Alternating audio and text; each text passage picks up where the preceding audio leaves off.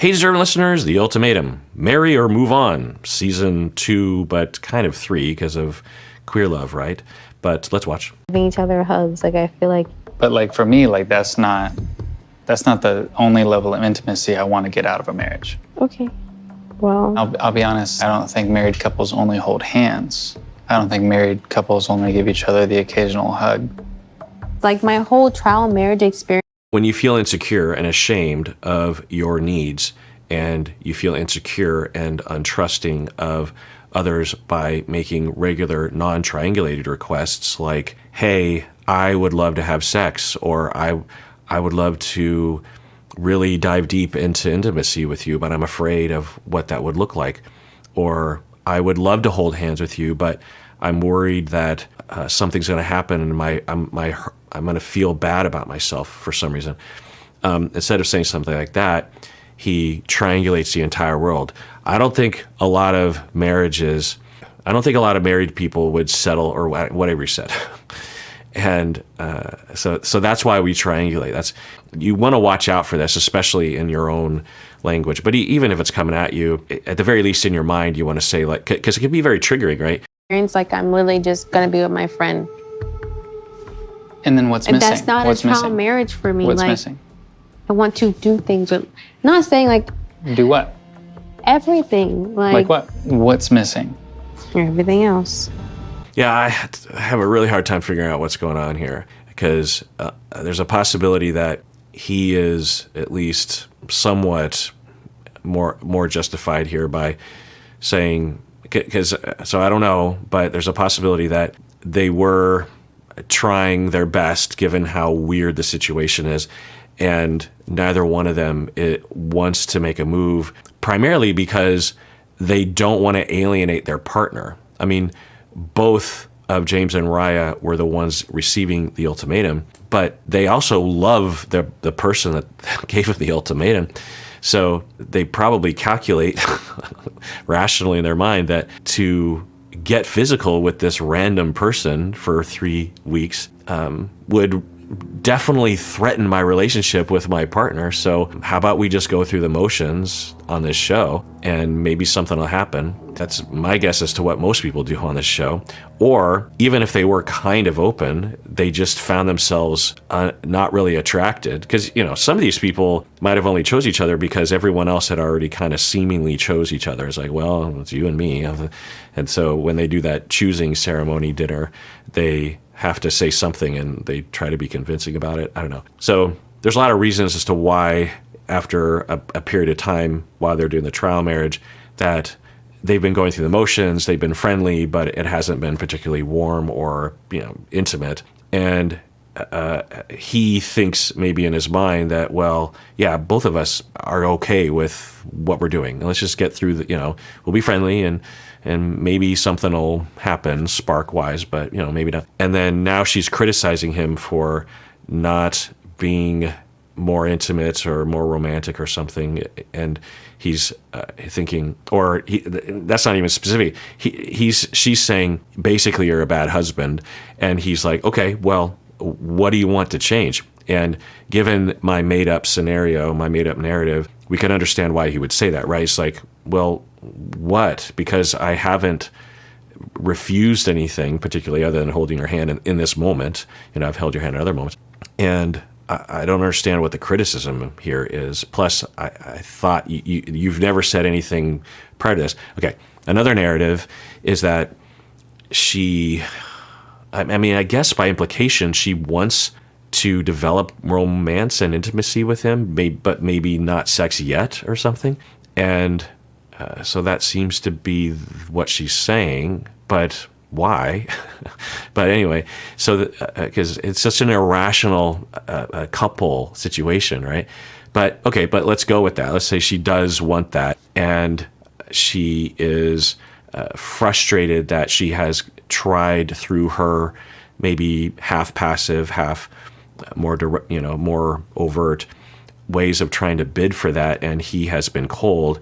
and that hurts her feelings, and she's upset about it, and she wants to out him in front of the cameras. I think a third narrative out of thousands could also be that she was prodded by production to create some kind of drama and conflict. We could absolutely imagine that happening. I mean, not directly told, but like from my understanding, the cast members sit down with the producer, their main sort of counselor, if you will, not clinical, but the person they will counsel with.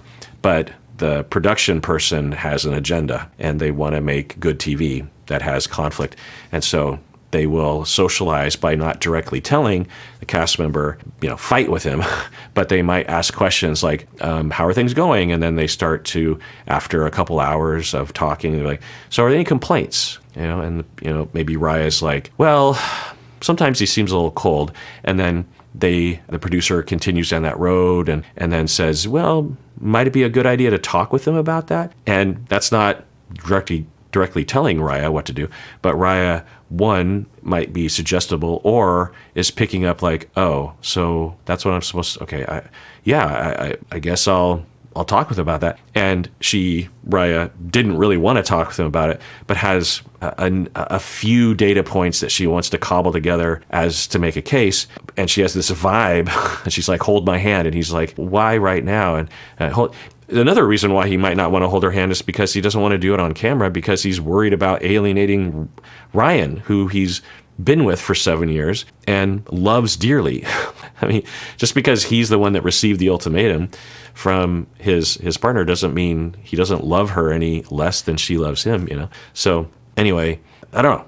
What do you think? Maybe it'll all become revealed, but I am genuinely curious because this scene is so awkward and some agenda is happening, or they're very awkward talkers. You tell me what and what is the agenda, if the agenda is going on behind the scenes. Think of right now is affection. Don't get that, clearly.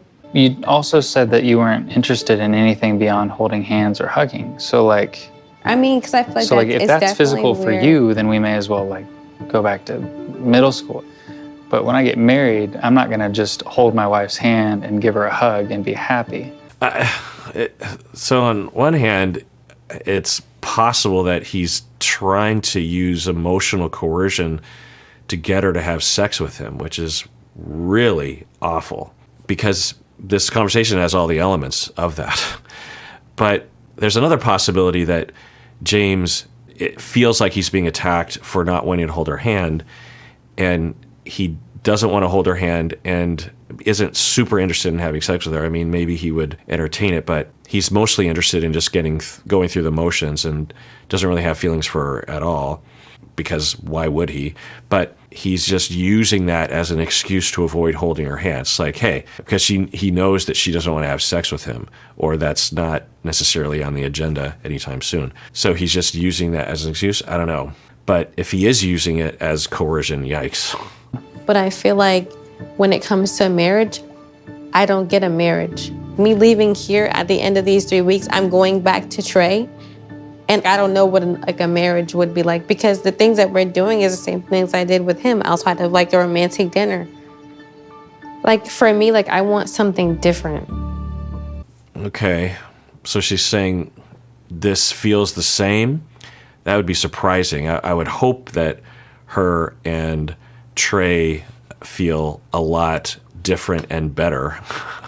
But maybe she's just saying that to make a point.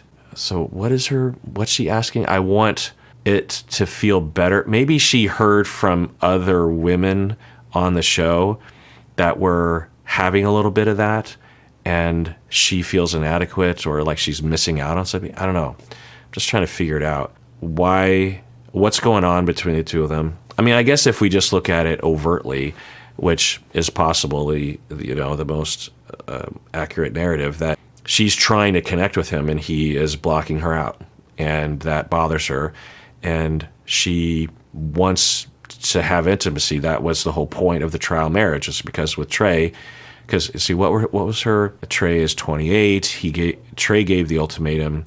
He's an engineer. parents are together for 30 years, and she hurts his feelings when he's trying to be romantic. He said something like that. He wants kids. Trey said also something to Ryan, like Ryan was very much listening to Trey and really connecting and really hanging on his every word. And it wasn't just one direction. This seemed to kind of be going both directions, having that real kind of eye-to-eye contact of just like, oh my God, we understand each other. I don't know how much they actually understand each other, because the conversation they're having, was the kind of conversations I hear on this show where it's just a lot of platitudes. But at any rate, Trey said something along the lines of, I feel like you actually care about my experience, and I don't usually feel that way. I think because he was saying that Riah doesn't do that. And, it's hard to know if that's true or not, but we could imagine. And then with Riah, 24, divorced parents, and she's talked about she only sees divorces in her life. And she says she has a lot of I don't knows in her life regarding career and the rest of her life, which of course makes sense. She's 24. How could she possibly have figured all that out by then? She doesn't think that Trey is her soulmate. That's why she's hesitant to get married. She wants him to be more emotional. So that's interesting. So she wanted Trey to be more emotional. I think she's kind of saying that. So I wonder if she's running into a very similar personality, set of traits of which is stereotypically the engineer, but not every engineer is like this. And I could imagine that she might, because they do talk amongst themselves. They have lives while they're in these apartments. We could imagine that Riah would talk with some of the other women, and the other women are like, oh my God, like especially Roxanne. Roxanne was like, oh my God, Alex is just like a perfect partner for me. We're connecting, there's intimacy. And then also with Ryan and Trey, I don't think there's physical intimacy per se, but there's a lot of, excitement about, oh my God, I feel like we get each other. And maybe Riah feels like, how come I didn't get it from the person I was with that wants to marry me, and that's why I don't want to marry him, partially. That's one of the main reasons. And this rando that I'm set up with, I'm not getting it from him. This is frustrating. So, that could literally be what's going on. But just going on with Riah's notes here, she will say, I beg him to do things with me, and he works a lot. This is Trey. And she might not want to have kids. She doesn't know, which of course makes total sense. She's 24. Why would you necessarily know the answer to that question? I mean, certainly some people do, but I wouldn't be surprised if a lot of 24-year-olds are like, well, I don't know, maybe. It's hard to say now. I'm only 24. Why do I need to think about that now? She says she was raised by a single mom who was a reverend. She also said her childhood was really fucked up as well. She thinks she's not good enough for Trey. She said something, she was crying. She's like, I don't feel like I'm good enough. She did talk about how she was pregnant 2 years ago and she had a miscarriage, and she worries about not being able to have kids in the future. That's why she's kind of on the fence about having kids. So, yeah. I mean, maybe it's literally just Trey experiencing two very non-emotional, non-expressive, non-intimate dudes, and she's had it, and she's complaining, and she's pushing, hold my hand, because she's just like, I'm going to put this to the test. Can we please have at least the tiny, a tiny amount of affection for each other? And then when that doesn't happen, she's just like, okay, but she's not super able to articulate her needs. It'd be one thing if she just said, look, this is what I want.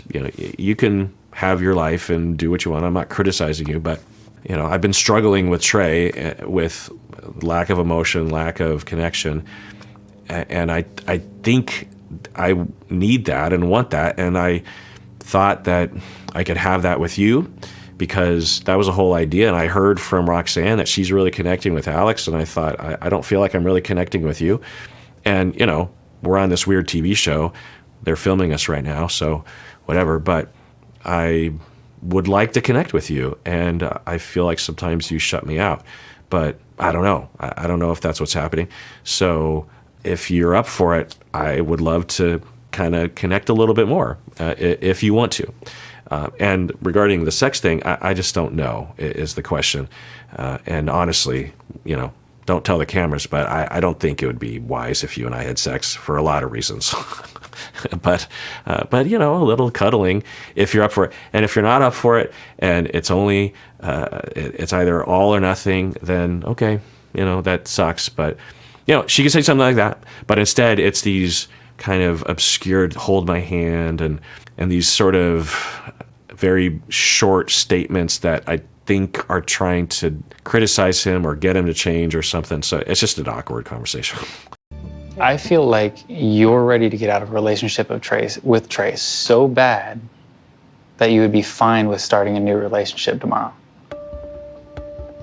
But like the last 7 years of my life, I've seen this person cry and... Okay, interesting. He would know better than we would. It seems hard to believe because it's kind of a stretch, but could be. And yeah, and then I think he's saying, but I'm in a different place because my relationship with Ryan is deep, and I get the impression from you like you're ready to jump ship with Trey. And yeah, I came on this show, and it is a thing that I am kind of thinking about of like maybe I shouldn't be with Ryan. But I don't want to just jump into another random 3-week relationship with someone that it's not worth it to me. Maybe breaking up officially down the line at some point, but there's a chance that things would work. Plus, like, I'm scared because I've only known this one person romantically. So we've been together since we were 16. I don't even know what it's like to be with her. I think I get the impression for you, before you were with Trey, because you and Trey have only been together a couple of years, you probably dated other people. I don't know what that's like. So this is a huge step for me, and I don't want to do that right now. You like to live with them. I'm not saying we're fucking. I understand, but like, point being, When I say physical does not mean sex. and the level of self-respect that I have is not going to allow me to commit that, because I've been in that place. I cheated on Ryan. It was the worst But you're not. year of my life. You're not. Okay, so if the one narrative that I was saying is at least a part of it, that he's saying this sex thing not because he's actually trying to convince her to have sex with him, because it's a terrible attempt, plus it's a coercive attempt, but in his very poor attempt at trying to make a point and express himself, he's saying this thing of like, well, if we're not going to have sex, then all bets are off.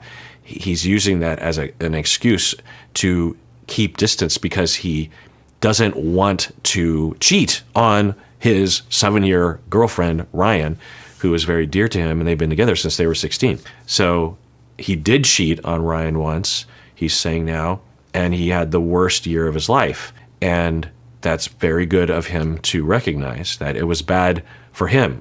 Of course it was bad for Ryan. Yeah, I don't know, maybe he'll get into why it was bad for him, but the guilt and shame and the fallout, the research shows that cheaters, upon being surveyed after cheating and being caught, or upon revealing it, will almost universally say, I had no idea how much negativity the cheating would cause in my partner, in me, in the relationship, in my community, in my life, in my partner's life.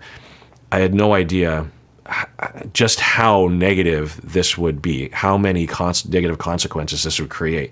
If I knew that at the time, I would not have cheated. Because, the cheating, how good can it possibly be, right? So almost universally, cheaters will say that, and I'm guessing for him, that's what happened, right? He cheated and thought, well, maybe something bad will happen, but it won't be that bad. And then it was bad, and he doesn't want to do that again. Good for him. If that's where he's coming from, just say that. To commit that, because I've been in that place. I cheated on Ryan. It was the worst But you're not. year of my But life. you're not with Ryan anymore. You guys broke up. It doesn't matter.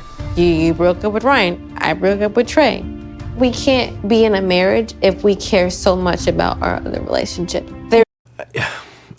that's what they're supposed to think and say, but that's fine if that's how Riah wants to be.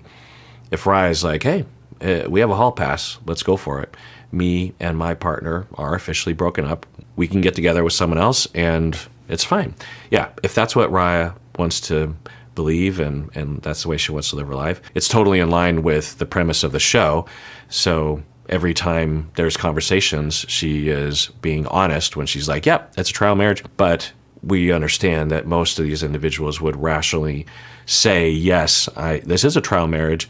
And to the producers and in the contract, they're saying yes. But in their head, they're like, no, there's no way. And then you think, well, then why go on the show, right? But here we are.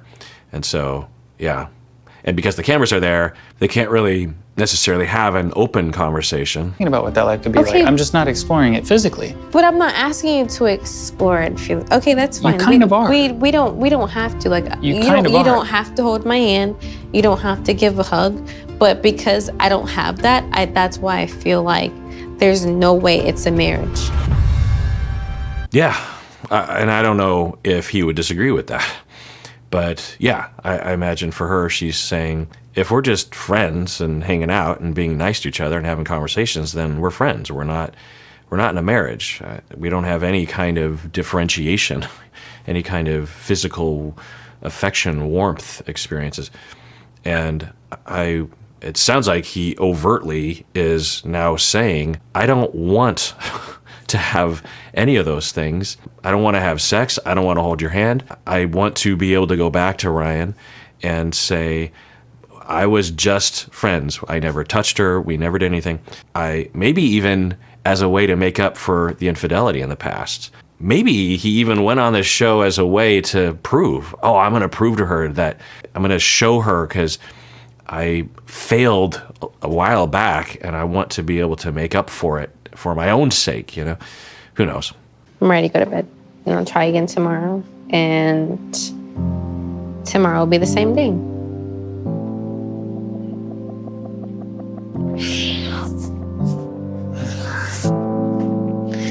It's a weird conversation, right? Because if they were in a real relationship, there would be a different way that they would be talking to each other.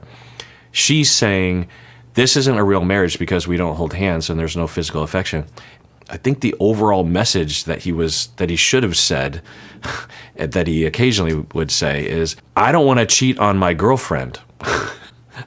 So that's what he's saying to her. And that's not a conversation that you have when you're in an exclusive romantic relationship, right? So yeah, if she said something like, you hurt my feelings when you say mean things to me, or I opened up to you the other night and you just criticized me, those kinds of things, then you're like, okay, well, you're having an understandable conversation. But the conversation I'm having, like I'm watching, I'm like, it's because it doesn't make any sense to begin with, I think. If I don't get to hold your hand, or if I don't even feel like I can hold your hand, if I want to hold your hand, I don't think that's kind of fair. Because there's no way for you to be open when you're guarded. Because clearly, he's guarded. I would never want to marry someone like that. Well, it's hard to know, but one possibility is that he's not guarded. He just doesn't want to be in a relationship with her. He's going through the motions because he doesn't want to cheat. So then you think, well, why are you on the show again? He gets asked. Presumably, his partner Ryan was the one. She's giving the ultimatum. Presumably, she was the one that wanted to be on the show. He agrees to go on the show, and maybe there was some sort of talk from Ryan. It was like, if you don't do this, I'm going to break up with you, or I don't know. But if you're in his position, you're just like, oh, okay, yeah, we'll go on the show, but I'm not going to get together with anybody. Another possibility is that he thought, well, maybe I would meet someone, and he ended up with Riah, and he doesn't feel it with her, and so he doesn't know how to say that. Or, I don't know.